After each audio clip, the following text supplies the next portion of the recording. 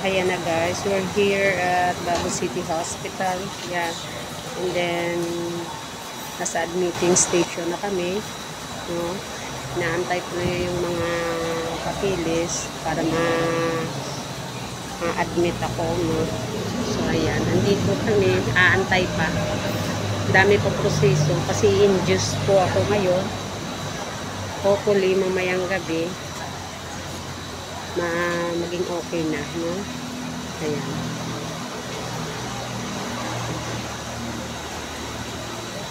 Grabing init. Super init talaga. Kasi naka-schedule ako 1 PM. 1 PM yung schedule ko. So, ayan. Kaantay kami. Matapos na yun sa admitting record. Papasok na kami sa loob. Okay.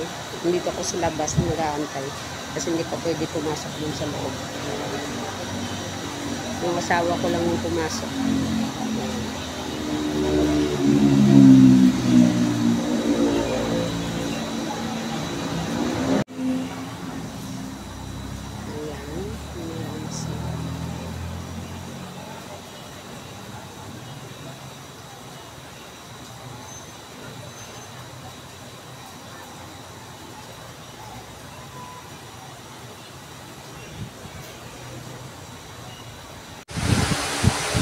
Ayan na guys.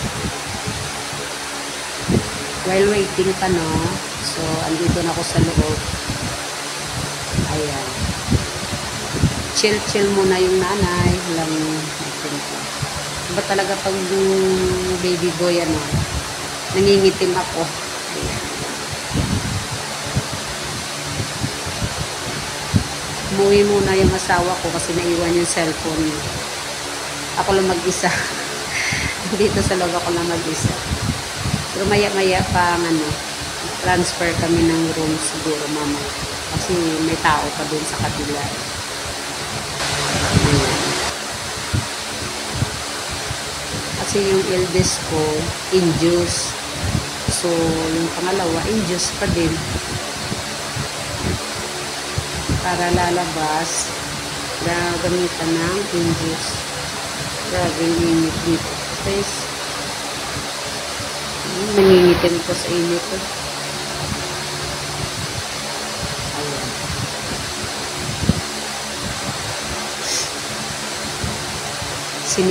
Sinipon pa ako. Inubog. No? Buti na lang wala na yung mga swab na. May swab pakatay na ako. Actually, 3 cm pa din, no? Hindi talaga siya totally bumababa. Hindi talaga siya nababa. Iwan lang pumamaya pag na-induce na.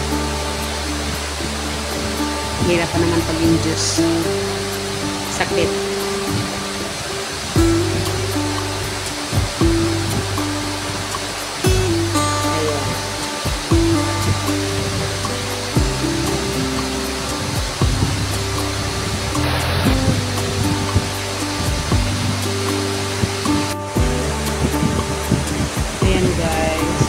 Pahinga muna. Kuha ng energy.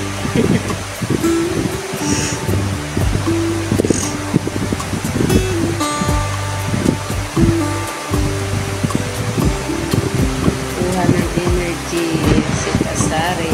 Sarado yung store natin ngayon. Maybe pag na-induce ako, ng days lang naman siguro. Kakalabas na din. Hirap pa naman pag sa hospital.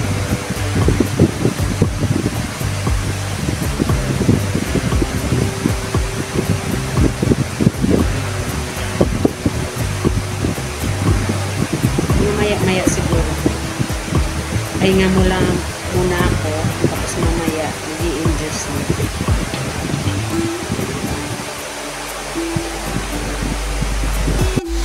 Ayan guys, good morning. So, we're here na. Tapos na. Na-deliver na si Lucas. So, he's sleeping right now. Yeah. natapos ako is around 9 to 10 p.m. And then, he came out around 2 p.m. in the morning. 1 a.m. actually, 1 a.m. yun. So, update again. Masarap yung tulog yan. See? Pakilig lang. Mga Wednesday pa kami pwede na lumabas. So, ayan. Walang choice kundi mag-recover. At least safe. Walang mga infections na nangyari. Kasi madali lang talaga siya. 2 hours lang siguro.